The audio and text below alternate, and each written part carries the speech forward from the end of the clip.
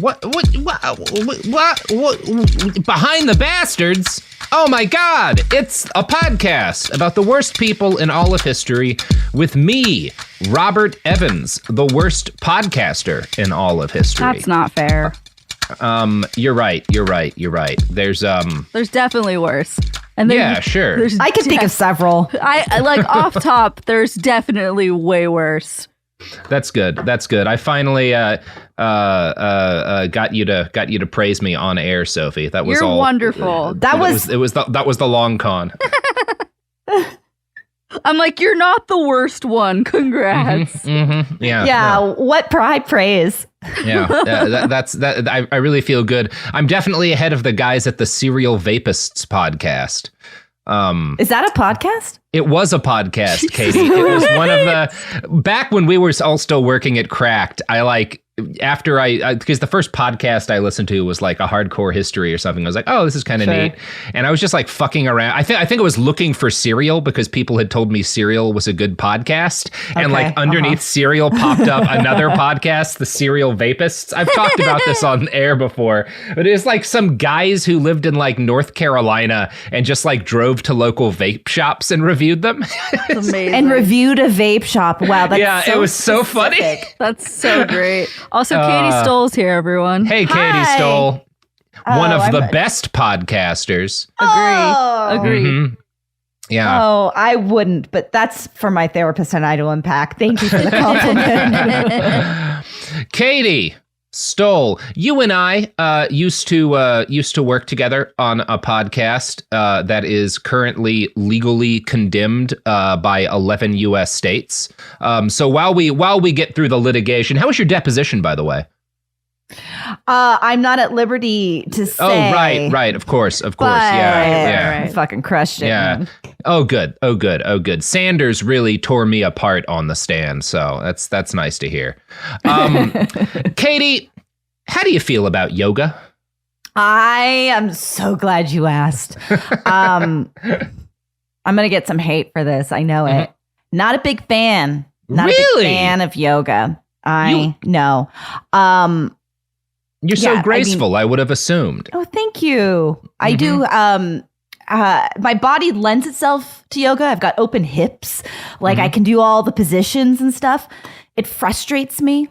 Yoga does, which probably is a suggestion that I should do it. But holding a pose makes me angry. And somebody might say, maybe somebody we talk about today, that there's some energy moving through me, but it makes me angry. And when people say there's energy moving through you, fuck them. Don't know. It's like, fuck these guys. No, there's something about yoga that I always would go to it saying I should do this, and I dropped that completely during the pandemic. I also have a little bit of an issue with how nobody like there's all sorts of understanding. There's different types of yoga, but in LA it's very much a yoga culture. Yes. And they're always selling something, and you got to wear your outfits and all this stuff. You don't gotta, but so I have a bad taste in my mouth with yoga currently. And Katy, we'll see how that is not going to change today because we are talking this week about two different yoga con men. I should say my part. I've done a decent amount of yoga in my life. I used to do it like every single week. Sometimes I'd do like a video. Sometimes I'd go to a class. When I lived in LA, I would do, I did Bikram from time to time, who we will be talking about in our second episode this week. And I like it. Like, I don't like, as a general rule, I hate exercising around other people. It's part of why, like, as soon as I got a house, like I built myself a gym. I don't do like yoga regularly, but like I do, like these days I do particularly like a lot of hollow bodies and planks because I hurt my lower back in Iraq a couple of years back. And ever since then, like if I don't do a bunch of both of those things like every single week, like my back starts to fucking seize up on me. So I value like the health benefits you can get, which I think are undeniable, that there are like significant potential health benefits to yoga. It is probably worth noting that like you can also seriously hurt yourself doing it if you're not like careful. But all of that is kind of beside the point, because we're not talking about like the merits of yoga as exercise. I can speak to that. yeah, it can be great. We're talking about yoga as a thing that con men gravitate to, which should not be read as like us. We're not trying to cancel yoga if you like yoga. Also, I just need to chime in again and say, like, yes, even though I started off with the rant about yoga, it is objectively beneficial, especially for depending on your body and your physique. With anything, you have to do go to the right class and the that right all place. Exercise has. Yeah. But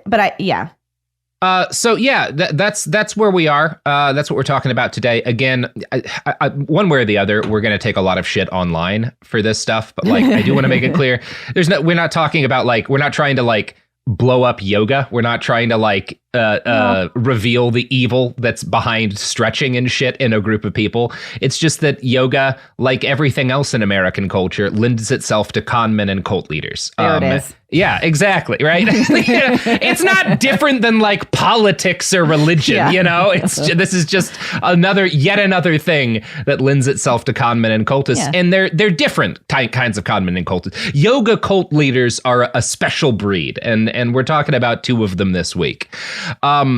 So yeah, when I was kind of figuring out how to put these episodes together, I kind of briefly flirted with giving like an overview of like the entire long history of yoga. But to be honest, like there's so much debate by people who study it about like how exactly to describe the evolution of yoga as a discipline. And I am not one of those historians. So I feel like I would fuck it up if I tried to go into too much detail about that. I am going to give, what I think is kind of like the briefest accurate description of like what yoga was historically. Yoga this is the right approach for sure. Yeah, because it is complicated. Well, and also it's part of what's gross about it when I talk about LA yoga culture is just people not understanding what they're talking about in terms of the history or like the spiritual nature of it. Anyway, continue. Yeah, well, because yoga, as when people in LA who have like got their $400 Lululemon like outfits or whatever talk about yoga, that thing, right? The yoga that you will experience if you type yoga into Google Maps and walk into like the nearest store, right? That's like 100 years old, right? Arguably significantly less. Obviously, a number of the different kind of moves that you do, the different kind of stretches and stuff are much older, and some of the concepts are much older. But like yoga, as we kind of talk about it, is a fairly new thing. Now, obviously, there's also a yoga that goes back much, much further. The earliest yoga teachings are kind of a mix of philosophy and like different sorts of breathing styles and kind of health rules. You can kind of compare some of them to sort of the, in the Bible, the Old Testament, you've got these rules like don't eat, cloven hoofed animals or whatever. Like it's kind of some stuff like that too. Alongside in one kind of branch of yoga, asanas or like postures, right? Development of what became yoga probably started around like 1500 BC. A lot of it is like kind of like 1500 BC to 500 BC is sort of like the earliest period of yoga. Wow. I think generally agreed to be. Hey everyone, Robert here. Just wanted to clarify. If you look into this, a lot of people will talk about, the origins of yoga dating back like 5,000 years, which is obviously a bit older than 1500 BC. It depends on kind of what you're talking about. The term, the word yoga is much less old than that. Broadly speaking, without kind of getting into or taking a side, because that's certainly not my place. It's worth looking. You can look at kind of yoga and all of the things that sort of around it and fed into it. Well, there's not like a clean start date. Something that's broadly as old in its earliest origins as like Judaism, right? It's in that ballpark at least. I actually am surprised that that's so long ago. But it would not be, it's nothing like, again, it's not like what you get when you walk into a store. It's like a series of different like meditation or like philosophical discussions and I really shouldn't be surprised, but I was like, wow, yeah. Yeah, it's not like stretching and stuff, right? It's much it's like kind of a philosophical, spiritual like set of like teachings and stuff. Probably the most influential, and there's a bunch of different branches, right? So like if you were in northeast India, right, talking about, and someone were to say around like 500 BC, talk about yoga, they might mean something very different from somebody who's like in Bombay or whatever, Mumbai. So that's just like there were different sort of like branches or schools of yoga, and the school of yoga that was kind of most influential to what people in Los Angeles mean when they talk about yoga is called Hatha yoga, which was heavily influenced by Buddhism. Several of the earliest Hatha texts, which date from around 1000 AD or so, focus on the preservation of vital force. This is often embodied by semen or menstrual fluid, which was believed to like drip out of the body. So there's some like retention of like vital fluid stuff in there. Hatha yoga translates most directly to the yoga of violence or force, but the violence there does not mean like, it's not like beating people up or whatever. It's the forceful fusing of opposites, or at least that's how the book Hellbent by competitive yoga guy Benjamin Lohr, that's how he explains it. Quote, "The violence of the violent yoga comes primarily from the method used to achieve these results, the forceful fusing of opposites. It's an ideal embodied in the Sanskrit named Hatha, where Ha stands for the solar, masculine energies, and Tha for the lunar, feminine forces, and reiterated throughout all Hatha practice. But it is perhaps best appreciated by the Naths, which is like kind of the guys doing Hatha yoga, principal innovation, postures or bending the body into forms. Prior to the medieval rise of Hatha yoga, standing contortive postures simply did not exist in yoga. The word asana was present, however, it was used almost exclusively in the etymological sense, as seat or throne. The asana practices described in pre-Hatha yogic literature were meditative postures, firm and stable positions, thrones from which to contemplate existence." Right? So initially, the kind of asanas is referring to like this is how you sit while you're doing these meditations on these kind of spiritual things. In the medieval period, when Hatha yoga, becomes a branch of sort of the different sort of yogic disciplines or whatever, this expands from just sort of like a meditative posture to more something closer to what we would recognize if we walk into a yoga shop in LA, right? Now, Hatha yogis are kind of religious wild men, right? And this is a big thing in India, actually. You get like people kind of play acting like this in certain particularly like Pentecostal disciplines in the United States, but like India is a place I've spent a decent amount of time. When you're in certain cities, particularly, you'll see these like crowds of dudes called sadhus, who are these like, I mean, they're effectively like kind of wild roving priests. They'll have these like long, like often like down to their feet, dreadlocks and beards that are like painted in these bright like orange colors. And they, some of them engage in like these really like in public and stuff, these really like physically, like this is like the laying on beds of spikes kind of stuff, right? These kind of like very demonstrative acts of like intense physical demonstrations and whatnot that are kind of showing the level of mastery and stuff that they have of their body or whatever. Like this is a concept that is kind of like very common all throughout different kind of Indian religious traditions. And the Hatha yogis were one of like the earlier examples of this. Their yoga included kind of what would sound to modern people like it includes kind of a peculiar variety of health acts. One of the things they would do was suck water up through their anuses to perform a self-enema. Yeah, like self-enemas are a thing. I mean, no, I don't need to play by play. I don't know how to do that, Katie, but that's a thing they would do. They would like they supposedly they would teach that you Katie, could if you drank. Are you Googling it? I almost did, but I didn't. But I did put a mark down on my notepad to look at it later.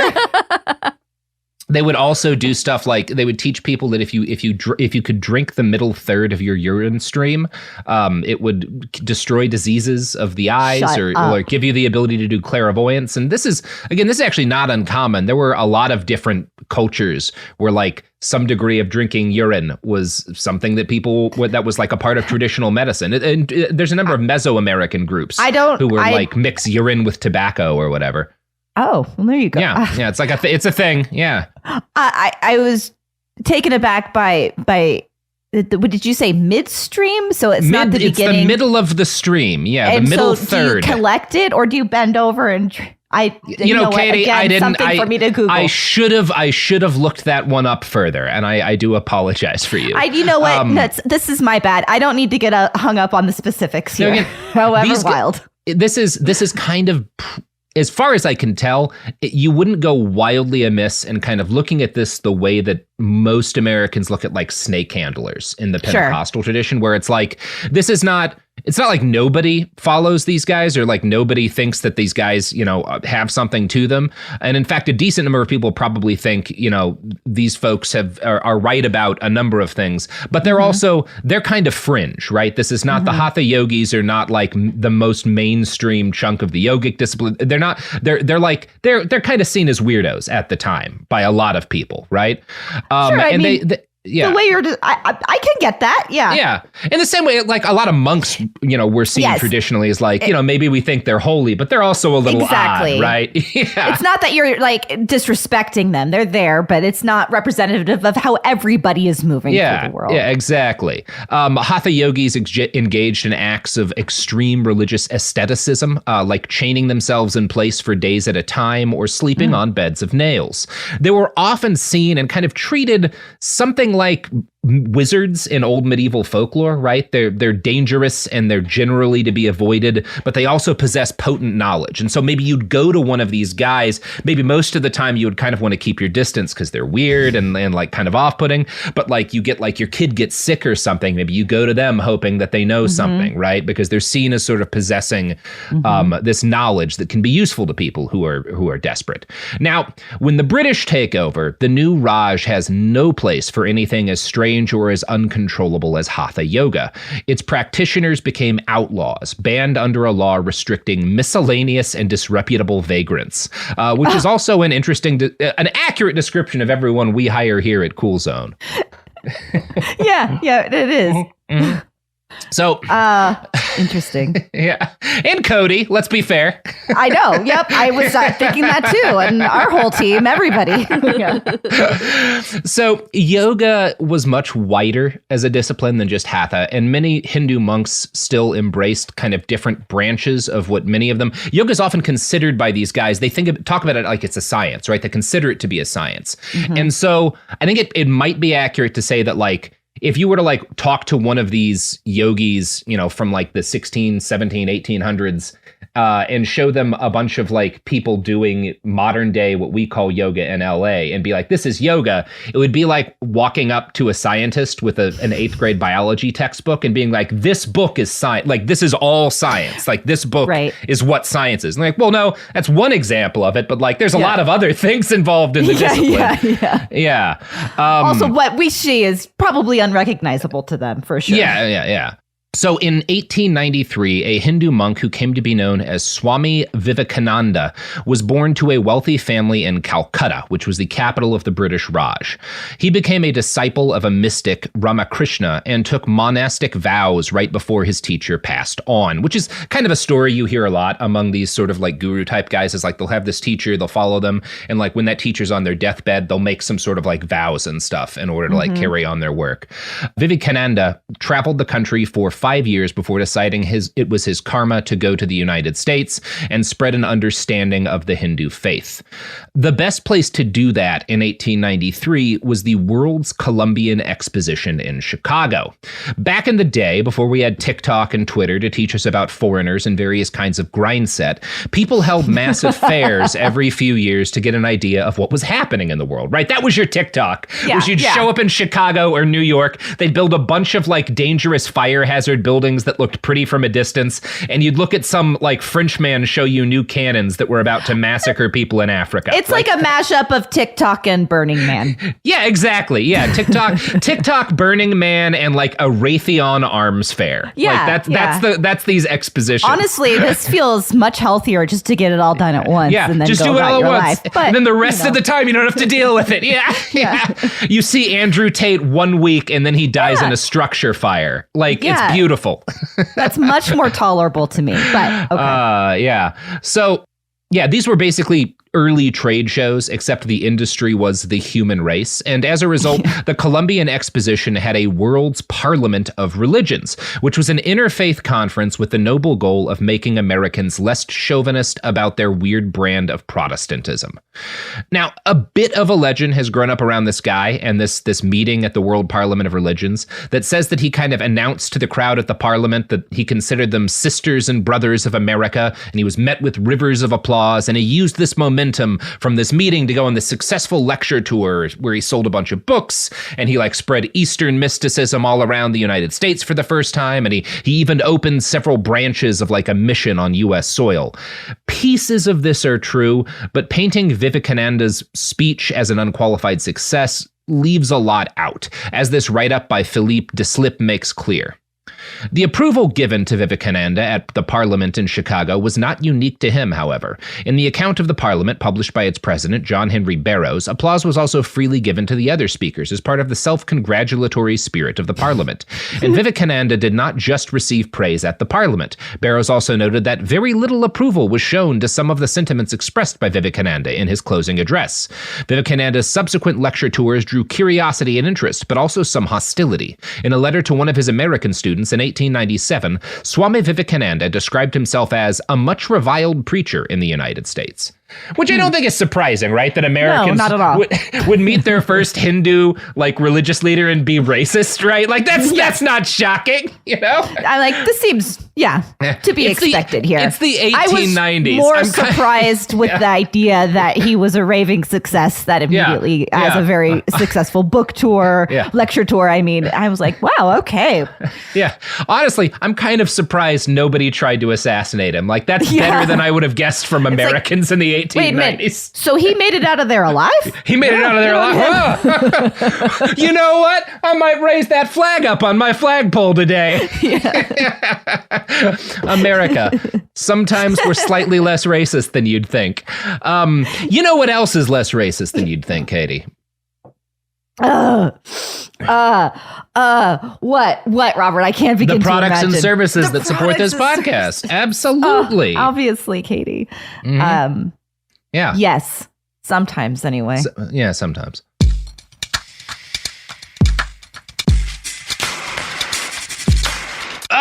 We're back. And better than ever. Or more or less the same as ever. Either way. So, despite the predictable distaste that many Americans felt for him, Vivekananda's teachings on Indian religion and mysticism had a significant, I should say on the Hindu religion and mysticism, because this is actually a big problem. A huge number of Indians are Muslim. I don't want to be, and also, there's not just Muslim and Hindu. I don't want to be the Indian religion is Hinduism. That's a big problem today. But he is talking specifically about the Hindu religion, Hindu mysticism. And his teachings on that topic have a significant impact on what you might call early American seekers.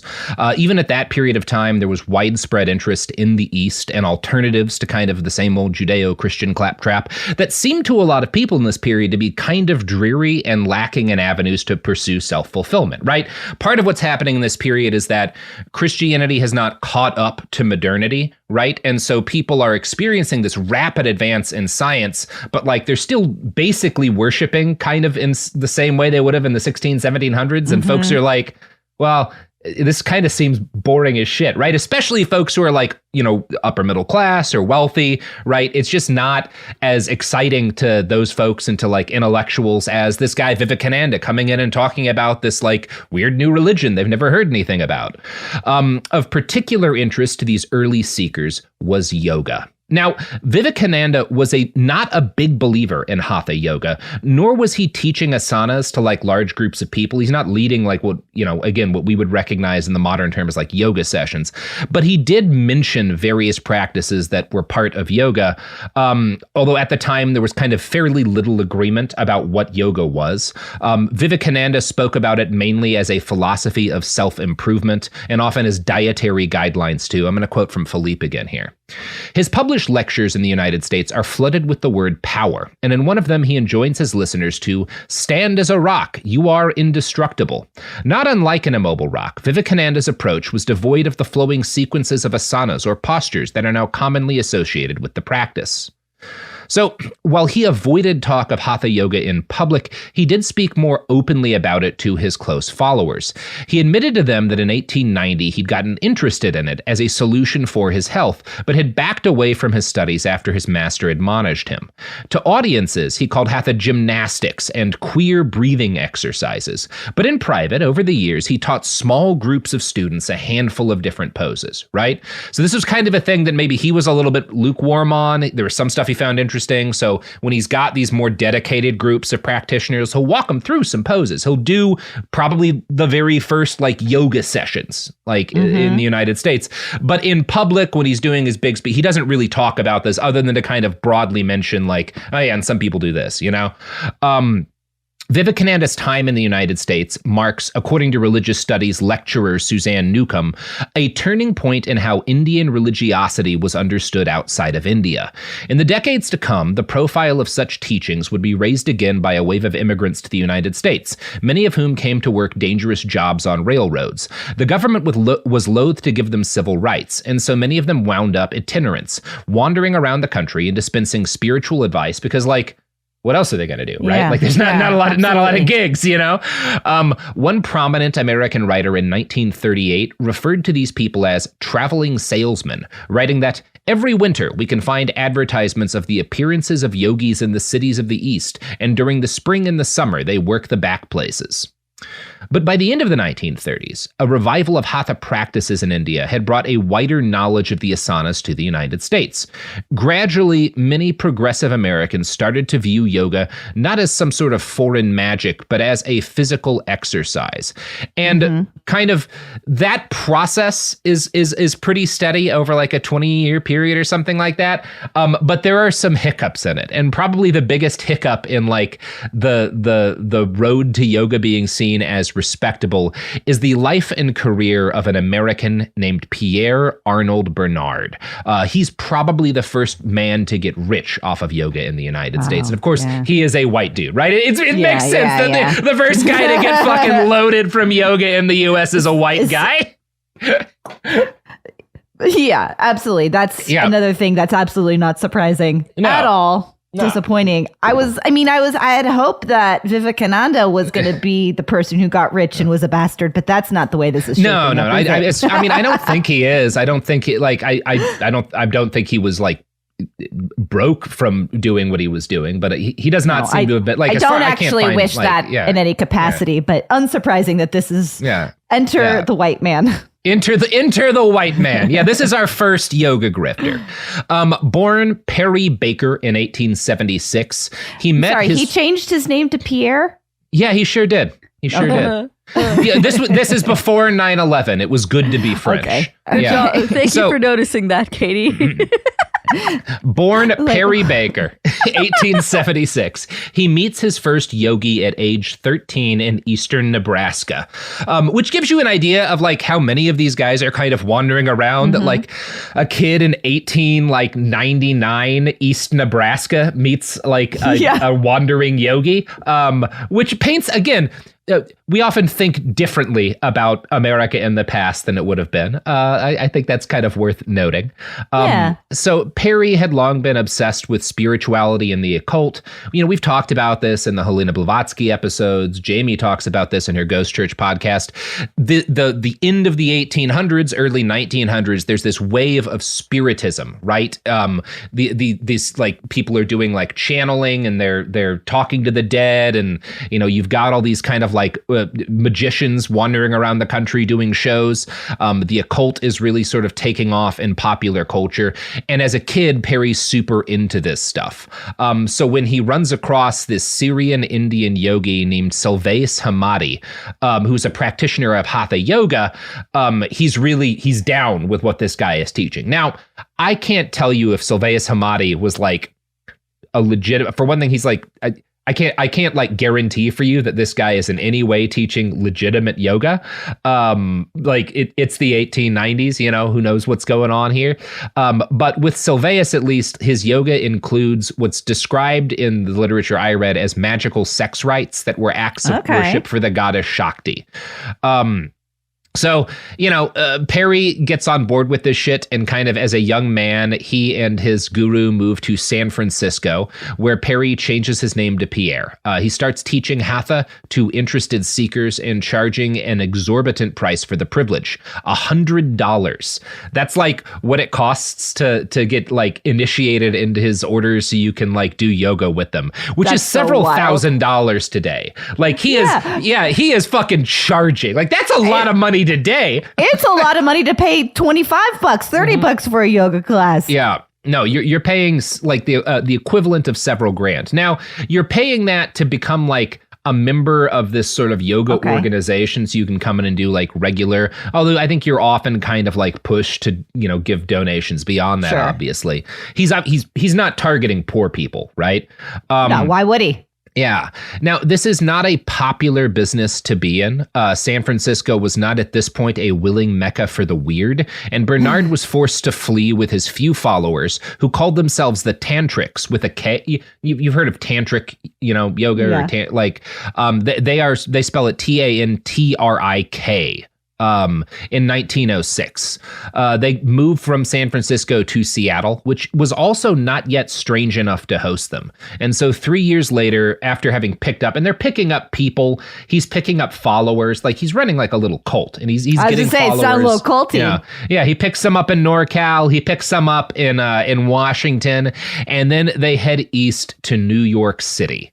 Now, by this point, Bernard's followers are calling themselves the Tantric Order, and they, with the kind of limited funds they have, because they're not doing great, they buy a townhouse, which they decorate in mystic stylings and start to operate as a yoga school and a sanitarium.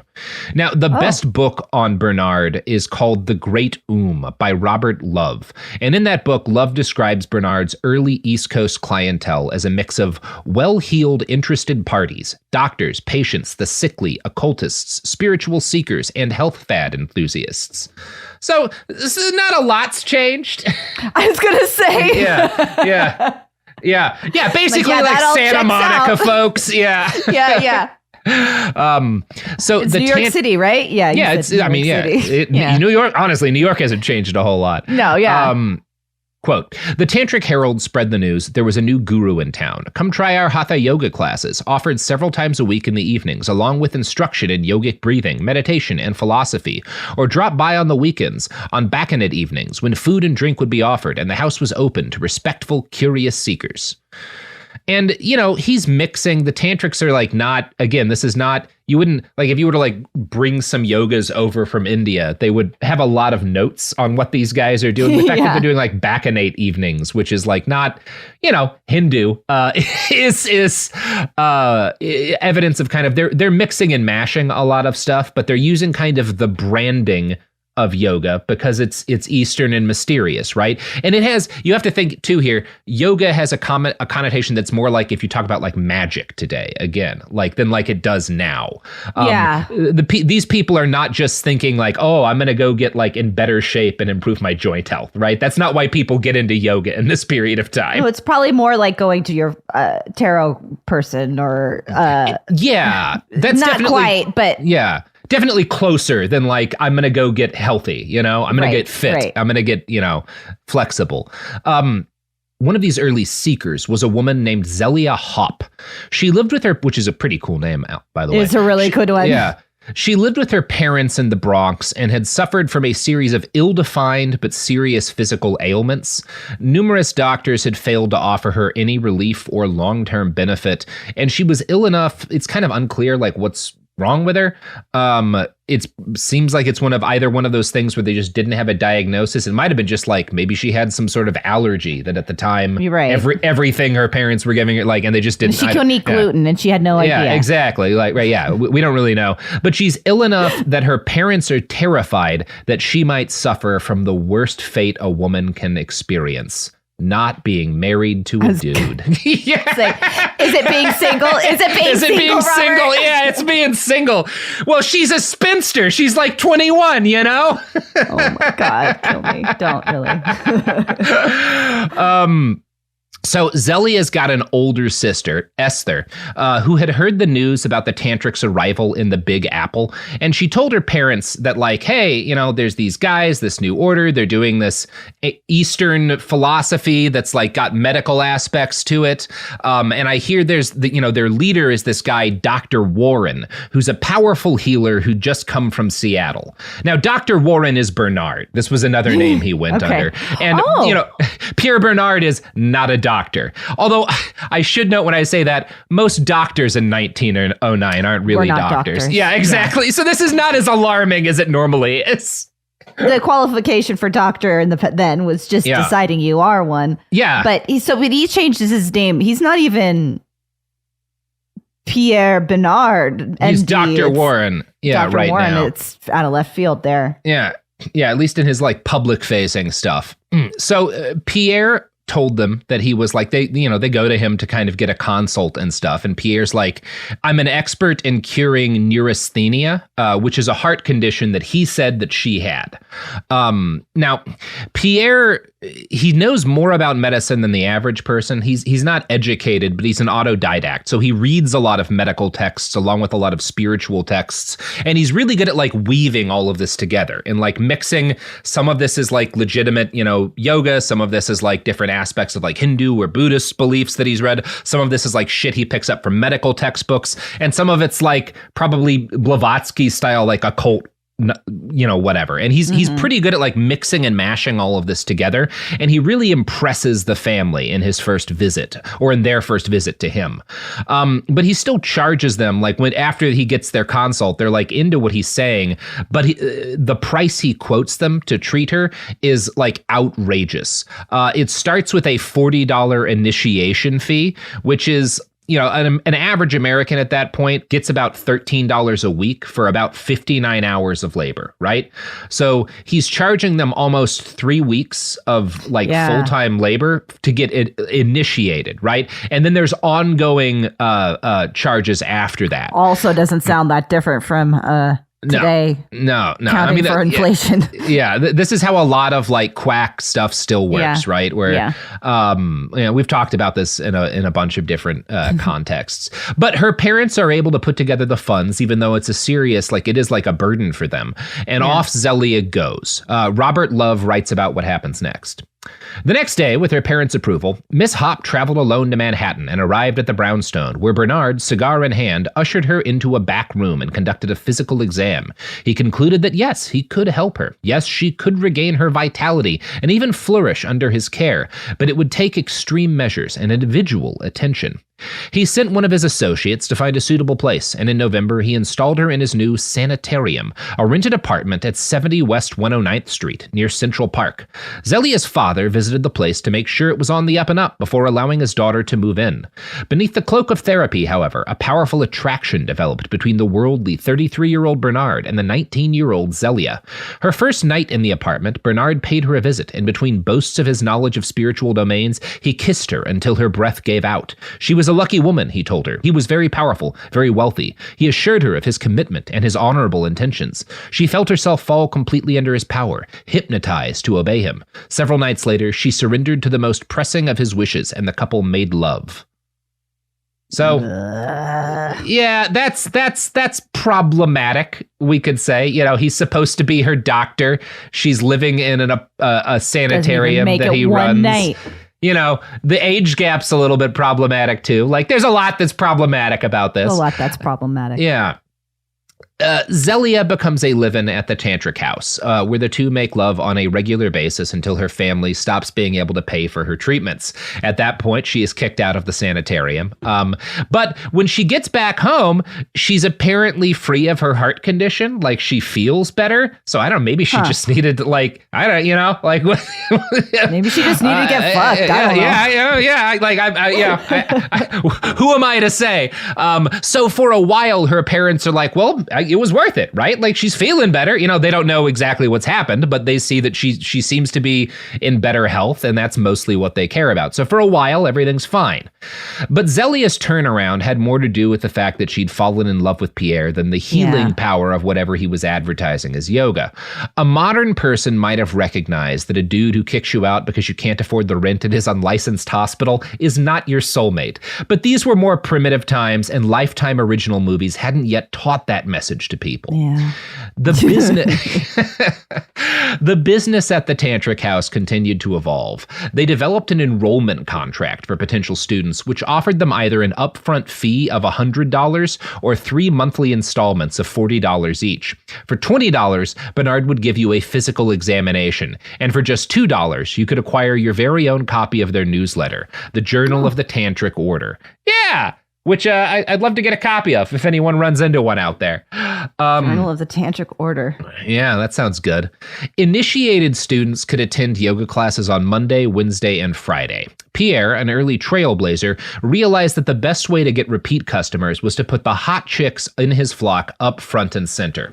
His best instructor then was Aura Ray, real name Gertrude, who wore, quote, yogi suits, skin-tight colored tights covered in tantric symbols that were basically the only attractive clothing that anyone wore in a this is like the early 1900s, right? Yeah, Everybody is like, yeah.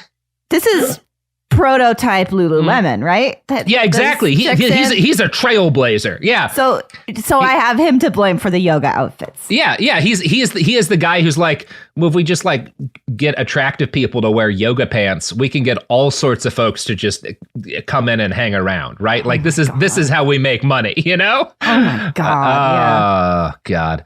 So Love writes that many of their customers were, quote, older men in search of rejuvenation, which often came from young women teaching them to stand on their head and making strategic physical contact to guide them in the asanas. These older men were often comparatively well off, which was required to afford the blistering fees Pierre charged. He appeared only sparingly in classes to lecture his students on spiritual matters and give them his own esoteric advice on health and diet. Zelia continued to visit whenever she could, and over time she grew concerned and suspicious about how many of his followers were attractive young women. She was also frustrated. Yeah, I bet she did. She was also frustrated by the fact that he kept sections of the townhouse off limits to her for obvious reasons. Okay, so are they still dating in some capacity here? Showing up? Is he charging her? She would say they're dating. Pierre would say they are not dating, right? Like, I think that's Pierre kind of like that chick just won't leave me alone. I'm teaching her, right? Like, she's a student. Yeah. You know, I'm teaching her in the only way that I can. So eventually she demanded that he marry her if she was going to keep dropping by and, you know, putting out. Somehow the state of affairs ended with Gertrude and Zelia meeting, and Pierre talking them into having a threesome with him. So now, Katie, yeah, that sounds gross, right? Like that's problematic, but it kind of goes in a good direction because Gertrude and Zelia, in an unlikely fashion, like become friends, and they start talking without Pierre there about the way he's treating them both. And Zelia starts asking Gertrude questions. Like Zelia, like you would expect, you know, especially given the time, like even the day, you'd expect Zelia to be like, "Fuck Gertrude, fuck this lady who's like getting in between me and this guy." But Zelia's like, "Has he been paying you for all the work that you do teaching yoga classes?" And Gertrude's like, "Well, no, he's not paying me." And Zelia's like, "You know, that's fucked up, right? Like, you know, you should be getting paid to do this job." I like this turn for sure. I like these two women.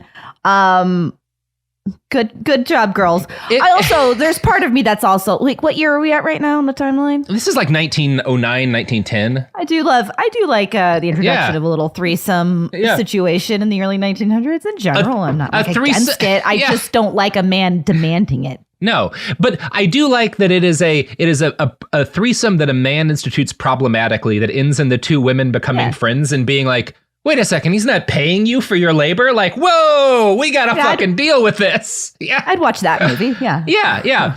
And the story, there's some fun beats coming up. But you know what's even more fun than the romantic equivalent of unionization? I got it this time. Is it advertisements? It is advertisements. It is advertisements. Excellent.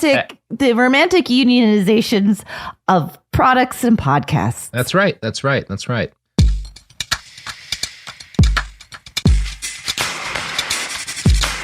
We're back. So Gertrude and Zelia start talking, and Gertrude realizes, like, this is, oh yeah, this is a really fucked up situation. And so she bounces. She abandons Pierre and the tantric order, and Zelia's like, you can come crash with me and my parents. And so she's like living with Zelia and her parents. I don't know what Zelia tells her parents. Yeah. They're like, I'm going to guess she doesn't bring up the threesome, right? This is my friend. Yeah. Don't ask how we know each buddy. Other. Yeah. But like Gertrude crashes there for a while. Pierre gets worried after a period of time, like that she's been absent for so long. So he sends one of his followers to talk her into returning. And he's like, we need you here. We've got like some business stuff. Like this is like, especially if you want to get paid, like you got to come back and like, we got to take care of some things. So Gertrude's like, all right, well, I'll go back with you to like deal with this because maybe it'll work out. But she promises Zelia, I'm going to come back. Like, I'm not going to stay there, obviously. So Gertrude leaves, and it's supposed to be just for a little while, but days go by, and Zelia starts to get worried. So she writes to Gertrude's sister in Seattle. And in the letter that Zelia writes Gertrude's sister, she kind of insinuates Gertrude might be being held against her will. Zelia doesn't really know what's going on, but she knows Pierre. She kind of knows the vibes, and she's like, I think something fucked up is going on. So Gertrude's sister travels east with like fucking hell on her mind because she had not been happy when Gertrude had left Seattle with this guy. So she's kind of been like waiting for something fucked up to happen. So she travels east with the intention of like fucking shit up for Pierre. She had also, it's also probably worth noting, she had been dumped by a member of the Tantric order earlier. So she also has... Yeah. Her sister had. So it's like she's got a little bit of a grudge too. Yeah. This is a messy story. This is chaotic. Yeah. You can make, although again, there's a pretty good like Hulu Plus, original series in this. Absolutely. So she and Zelia, Gertrude's sister and Zelia, go to the police with lurid stories of like dark sex magic and presumed unlawful imprisonment. And a few nights, and the police like take it seriously. And so a few nights later, classes are going on at this townhouse where Pierre runs, his order out of. And during classes, Zelia comes to the door of the townhouse and they have like a secret knock. So she gives the secret knock, and whatever guy's at the door opens the door for her, and a bunch of New York detectives rush in.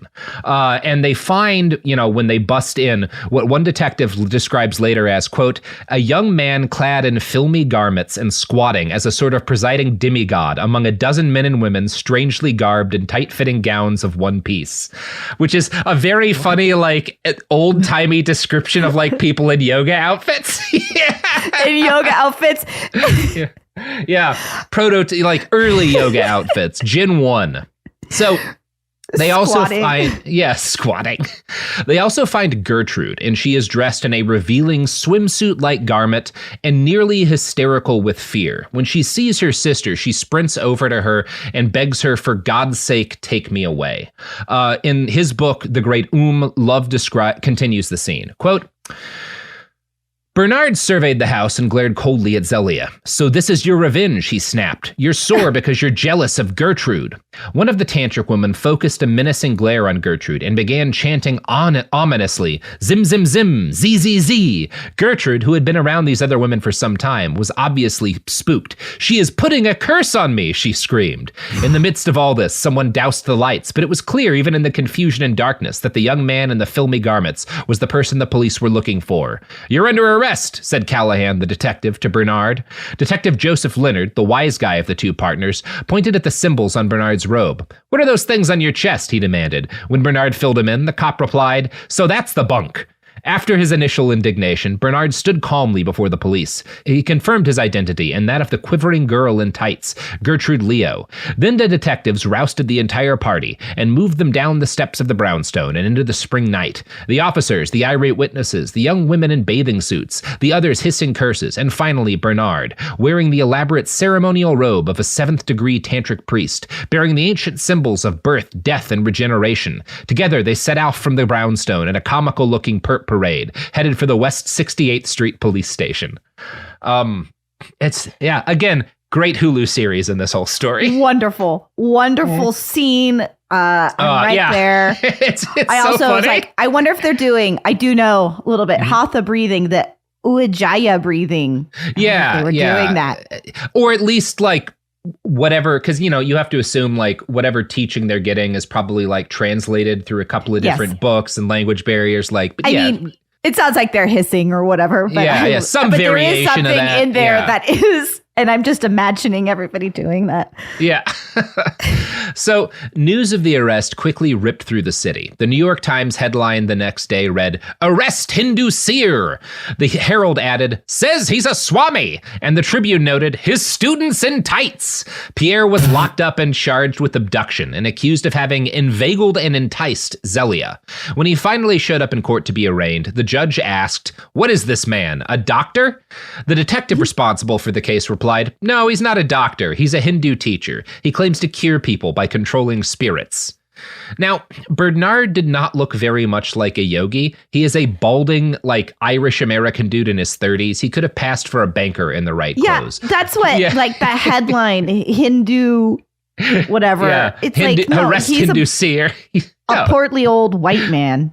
He's like, he's like 33. But, like, yeah, he's not like, he does not look particularly mystic. Yeah. The detective added, "When we got upstairs, we saw 8 elderly men and 5 women in tights and bathing costumes. They were just exercising. They were tumbling on a mat which had strange figures on it. The defendant was standing by a crystal ball and was clad in tights that came to his knees and a jersey on which there were some queer figures." So again, that's like the kind of, and that gives you an idea too of like who they're going after, because like Pierre has these young women who are like basically working as instructors, and then these old men who are presumably wealthier, who are basically paying to like hang out with a bunch of attractive young women wearing tight clothes and stretching, right? Like that that is what he's offering, you know? Also, again, it's New York City. Yeah, it's New York City. It is interesting to me that a crystal ball is involved. I've done a number of yoga classes, none of which involved a crystal ball. Never. Although, look, I'd show up for that class, maybe. I'd show up for that class, yeah. Yeah, I have different emotions around this. Well, we still have story left. Yeah. I do wish that my yoga involved a Palantir, though. Yeah. Mm-hmm. Yeah, Saruman puts out like a 60-minute yoga video. Oh, now that would be fun. Yeah. Staff yoga. So bail is set at $15,000 and Bernard is sent out of the courtroom. As he's leaving, Zelia's father sprints up and shouts, "That man ought to be killed, and I'd do it if I could," which is, solid parenting. While Pierre languished in jail, a reporter from the Evening Mail managed to secure an interview with him. Perhaps given the desperate state he was in, or perhaps just due to his exhaustion and the skill of the interviewer, Bernard was uncommonly honest. He told the journalist, "I never lived in India. The whole scheme is physical culture, that's all. Only some of those nasty-tongued women got busy. If you pay more attention to one than you do to another, she gets jealous. This whole white slave business was too much. Wonder they didn't hold me for murder." All right, Pierre. Fucking Drag Pierre. this motherfucker. Fucking Pierre. Now, you'll note that he says that this is physical culture. That's a savvy move by him. Now, we've done a pair of episodes on Bernard McFadden, who was like the first big workout exercise guru in like American pop culture, first, like, right around this influencer. time. He was like the first influencer. Yeah. Lady. He's running a bunch of big magazines that are like, one is called Physical Culture. Mm-hmm. So with Pierre as he's being interviewed by this guy, he's trying to normally when he's like trying to con people into giving him money, he wants to portray himself as like this Eastern mystic who has access to like magical powers. When he's in trouble, he's like, no, I'm just like this guy who's like popular and rich and famous, right? Like this is just another kind of physical culture, it's like lifting weights. He attempts to do that only when he's in trouble, but that I think that is interesting. It's smart. Yeah. So another trend that is sweeping the nation, like physical culture is a trend that's sweeping the nation in this period of time, and he's trying to tie himself into that once he's in trouble. But another trend that's sweeping the nation is a panic over the existence of what are generally referred to as white slavers. The same day that Pierre was arraigned, a 27-year-old Russian named Levinson confessed to selling young women with the aid of two, and like he uses a word for black women that we don't anymore. Jenny Miller, Gertrude's sister, saw kind of tying in what he had done to this like white slaver panic as a savvy way to get revenge on Pierre. So she told the press that the tantric order was engaging in an even, quote, higher order of the white slave traffic, adding, wealthy women whose fortunes run high into the millions, are prime movers in this traffic. This story gets messier and messier. There's a little bit of like proto-QAnon stuff in here, right? Yeah. Now, the tantric order and yoga in general became the center of a scandalous news cycle, one that galvanized much of New York high society against the very concept of Eastern mysticism. As always happens with media frenzies, there was a period of several weeks where any newsman who could come up with a bloody-minded story about evil yoga cults could claim to be sure of a paycheck. Some of them sat down with anyone from the West Coast who would claim to have been a former member of the Tantric Order. And a lot of these people were just like lying, right, for whatever reason. But others, journalists, started digging through various Hindu texts, often like bad translations of Hindu texts that they only partly understood, looking for anything that they could like tie into this broader thing, right? That they could like, here's another, it's journalism hasn't changed either, in the intervening century or so. I mean, all of this feels eerily familiar. Yeah, it's very, very modern story. Yeah. In the Great Oom, Love writes, quote, reports surfaced in the press on the most salacious details of Hindu tantric practices. A diligent New York World reporter had turned up a copy of Bernard's Vira Sadhana and published excerpts under the headline, Tantrics Worship Calls for Dead Bodies and Young Girls. Since the Vira Sadhana was a compendium of abridged mystical tracts and translated Hindu writings that were long on metaphor and symbol, Oom's enemies found everything they wanted. They picked from a combination platter of yoga's alleged supernatural powers, sex rituals, phallic worship, and yes, even a mention of medieval Hindu rites that used dead bodies. When apprised by a reporter that some of the texts he'd published were salacious in nature, Bernard answered wistfully, that's the trouble with people. They so readily misunderstood any true conception of the system. And a lot of this is like, you can find like texts in pieces in the Bible, pieces in like literally every religious text that like most practitioners will say are like, well, that's a metaphor. That's not meant to be literal. Like, and also it is like, I don't know the quality of the translations he's getting, but people are finding stuff from like these medieval texts that like are fucked up sounding to modern ears. And he's kind of just like printed out in order to have something to sell. And they're accusing him of like stuff he's not doing, right? Like at the end of the day, Bernard is like a creep and probably a rapist, a sex pest. But he's not like sacrificing people or like, doing rituals with dead bodies. He's like a pretty pedestrian kind of creep. No, I mean, you could also add in a grifter maybe, or, appropriating something, not understanding what he is. He's teaching, not teaching it at all. Yeah, definitely. But not doing those things. I'm not an expert on yoga or on Hindu mysticism, but I do not believe crystal balls feature prominently. No, I've never heard of that. Yeah.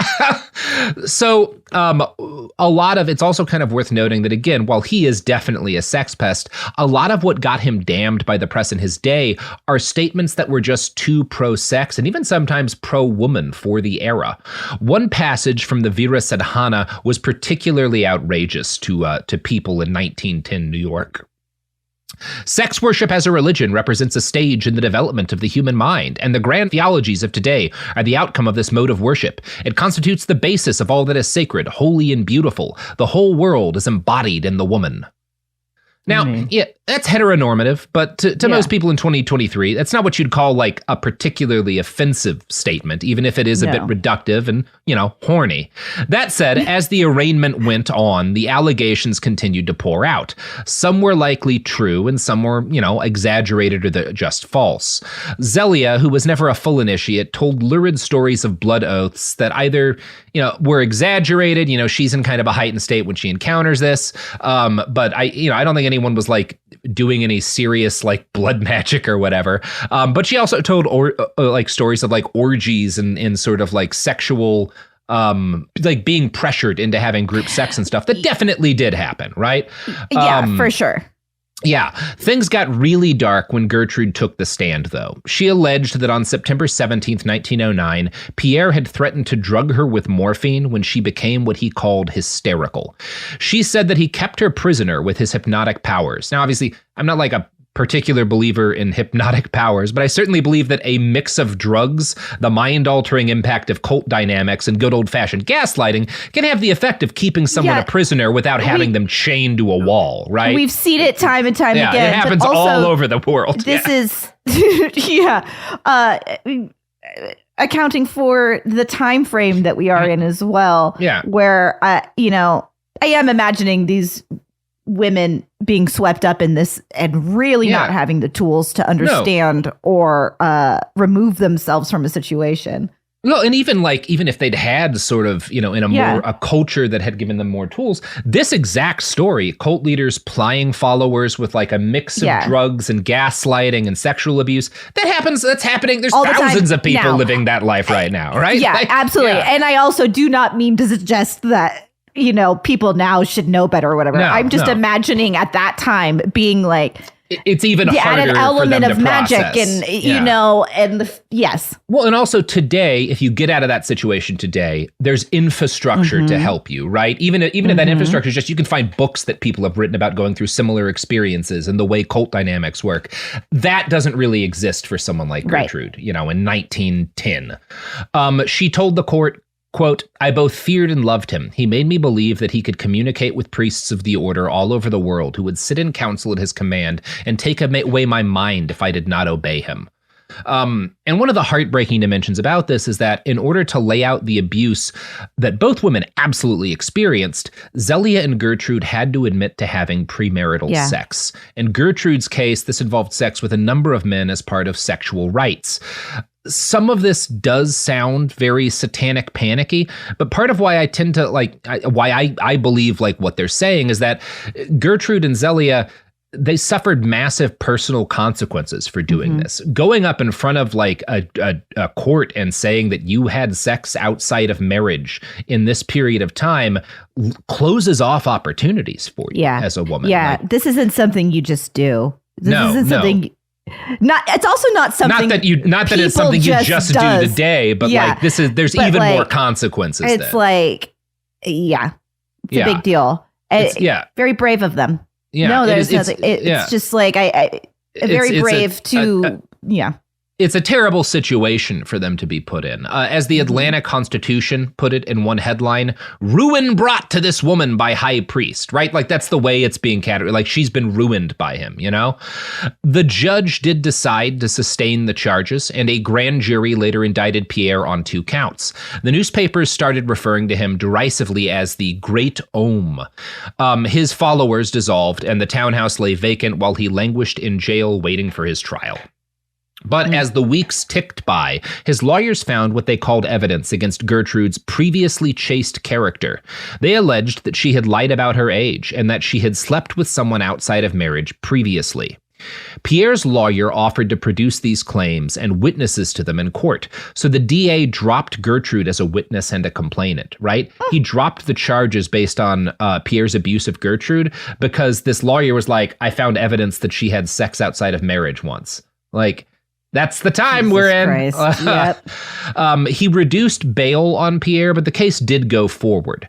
At this point, though, Zelia decided that she, too, wanted off the case. Her family said that she had moved out of state.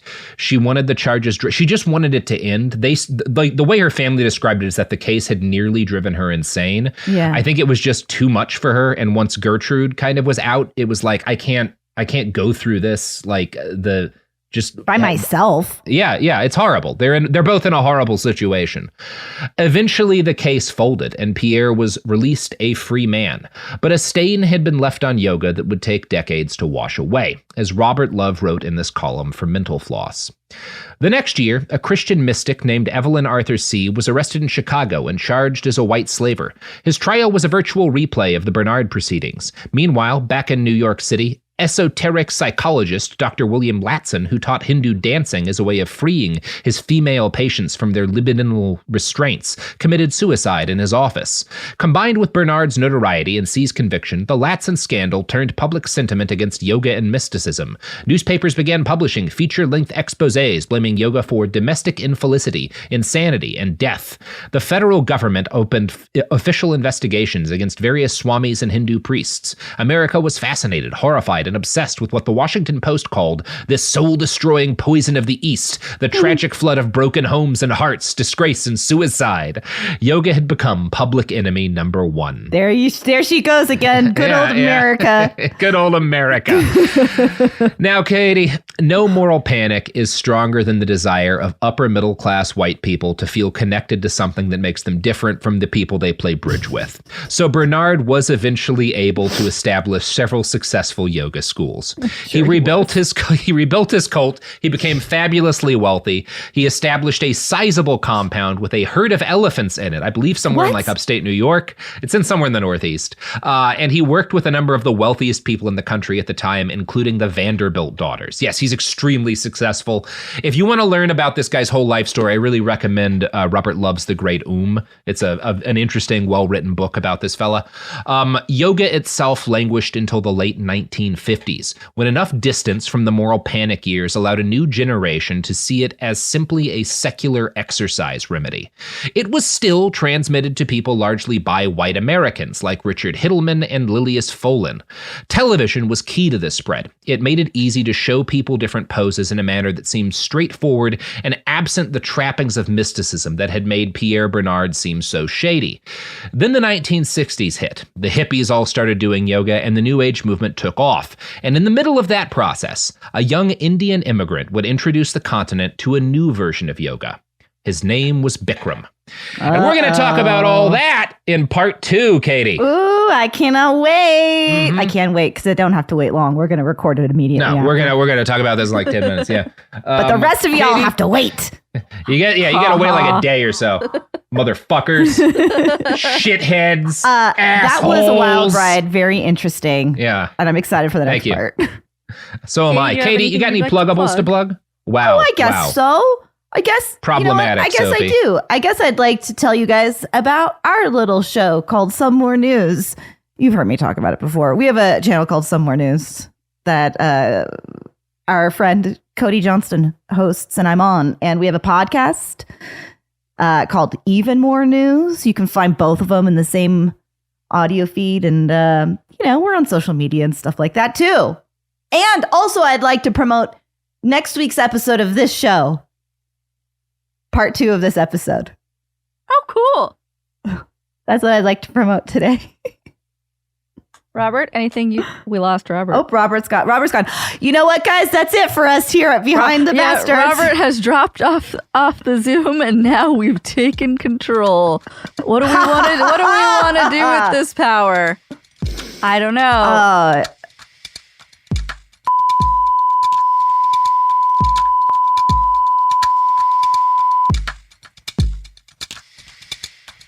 Oh, God damn it, he's back. Oh, Jesus shit, Christ. He's back. Oh, fuck. Are we still recording or did we end?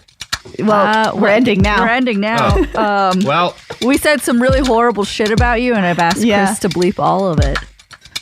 Wow. Yeah. Well, that's good. I felt appropriate. Anyways, bye, motherfuckers. Bye, motherfuckers. Yeah. Behind the Bastards is a production of Cool Zone Media. For more from Cool Zone Media, visit our website, coolzonemedia.com, or check us out on the iHeartRadio app, Apple Podcasts, or wherever you get your podcasts.